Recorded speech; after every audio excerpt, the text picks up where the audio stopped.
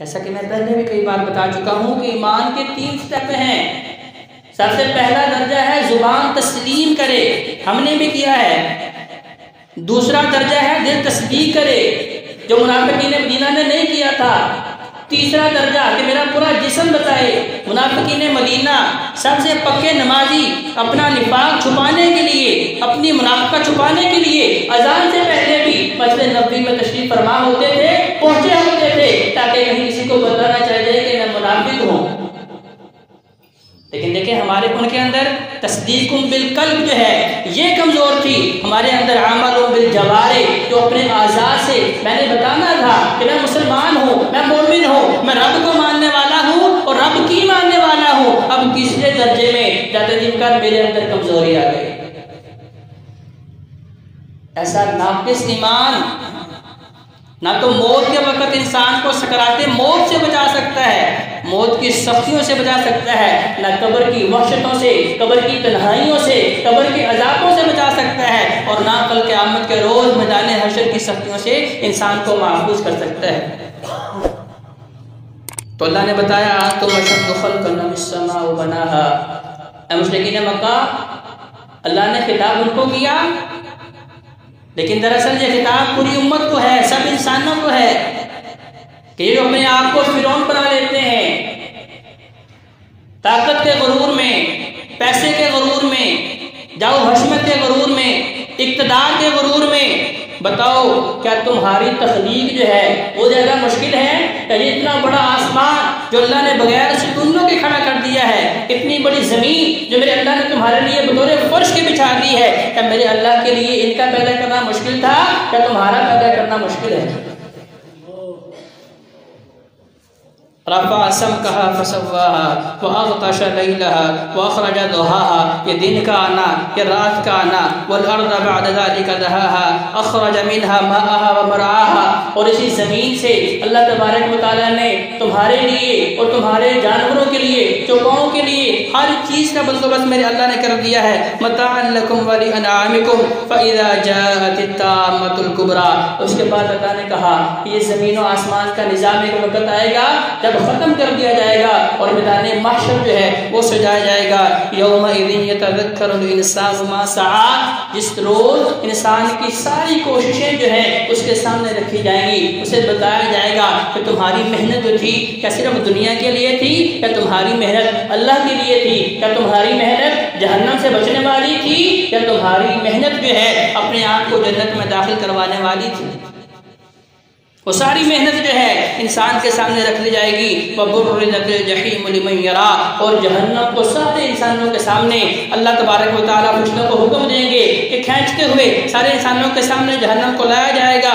فَأَمَّا مَنْ طَغَىٰ وَآثَرَ الْحَيَاةَ الدُّنْيَا، وہ لوگ جو دنیا میں بغاوت کا رستہ اختیار کرتے رہے، طغیانی کی طرف پڑے رہے، حد سے کراس کرتے رہے، وَآثَرَ الْحَيَاةَ الدُّنْيا، اور صرف دنیا دنیا دنیا جو ہے اس کے پیچھے بھاگتے رہے، دنیا کو ترجیح دیتے رہے، فَإِنَّ الْجَحِيمَ هِيَ الْمَأْوَىٰ، اللہ فرماتا ہے ان کا ٹھکانہ اس روز صرف اور صرف جہنم ہوگا۔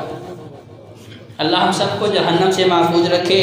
وَأَمَّا مَنْ خَافَ مَقَامَ رَبِّهِ وَنَهَى النَّفْسَ عَنِ الْهَوَىٰ فَإِنَّ الْجَنَّةَ هِيَ الْمَأْوَىٰ، ہاں البتہ وہ لوگ جو خوف خدا کی وجہ سے من خاف مقام ربِّهِ،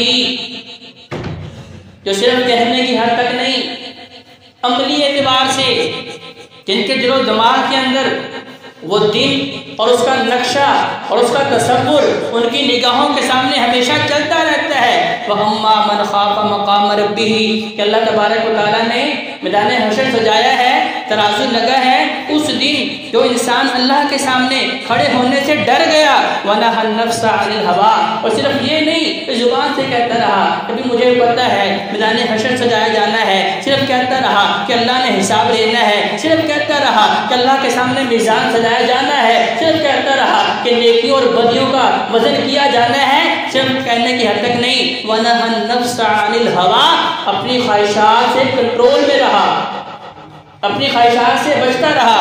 وَنَهَى النَّفْسَ عَنِ الْهَوَىٰ، اپنی ساری خواہشات کو اللہ کی رضا کے لیے قربان کر ڈالا۔ فَإِنَّ الْجَنَّةَ هِيَ الْمَأْوَىٰ، فرمایا ایسے لوگوں کا ٹھکانہ جنت ہے۔ تو حضرت ابو بکر یہ قرآن پکار پکار کے بلا بلا کے مجھے آپ کو دعوت دے رہا ہے.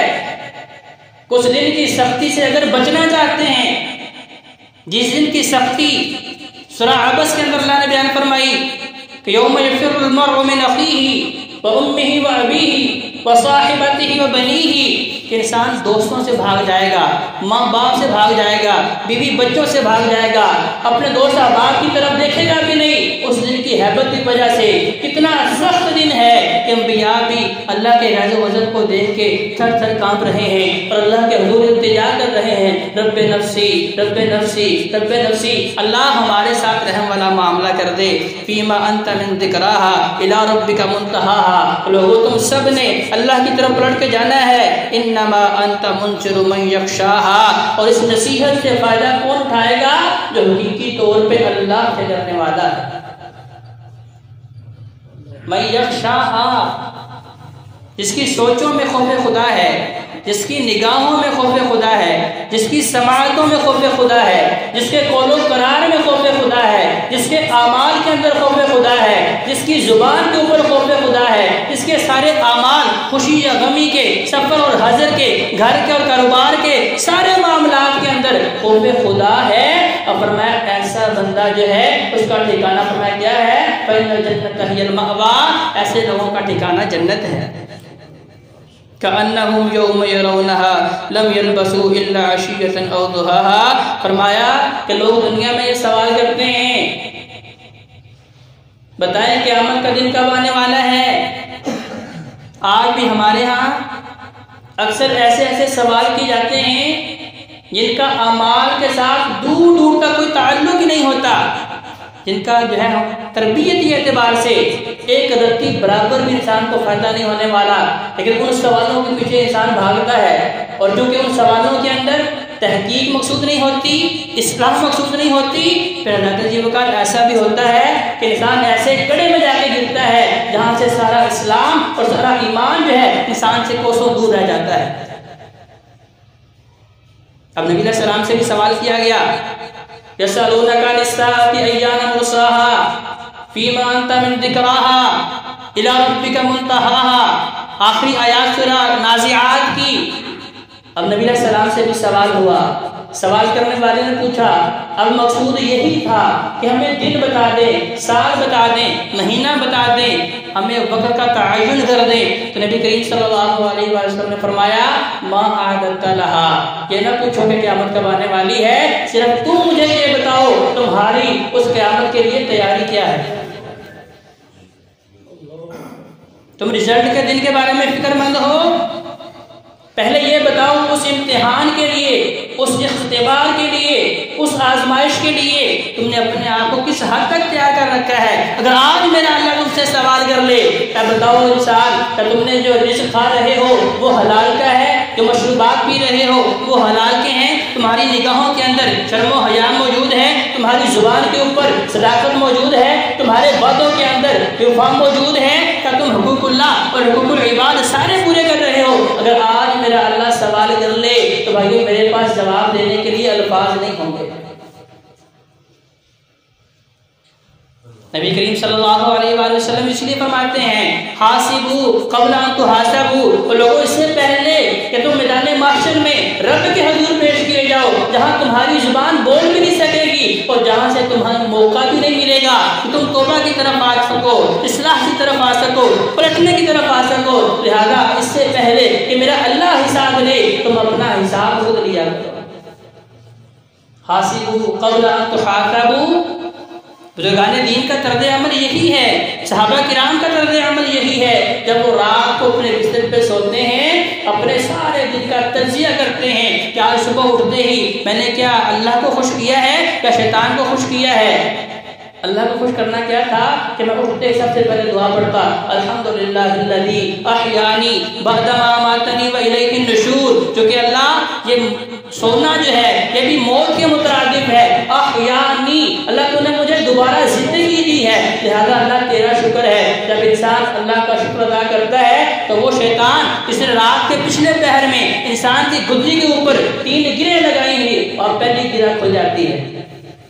شیطان کے اثرات سے انسان باہر نکل آتا ہے، 33% انسان اس کے اثرات سے باہر نکل آتا ہے۔ اب اللہ کے فضل و کرم سے وضو کیا، دوسری گرہ بھی کھل گئی، جب مصلی پہ کھڑا ہو گیا اللہ کو بتایا اللہ تو ہی میرا خالق ہے، تو ہی میرا مالک ہے، کیونکہ تو نے پہلی مرتبہ بھی زندگی تو نے دی ہے، سونے کے بعد بھی تو نے مجھے اٹھنے کی ہمت توفیق دی ہے، تندرستی تو نے دی ہے، لہذا اللہ میں اس کے اوپر شکر جو ہے صرف زبان سے نہیں کرتا بلکہ پورے اعمال سے، اپنے پورے بدن سے تیرے سامنے جھک کے کرتا ہوں، نماز ادا کر کے کرتا ہوں۔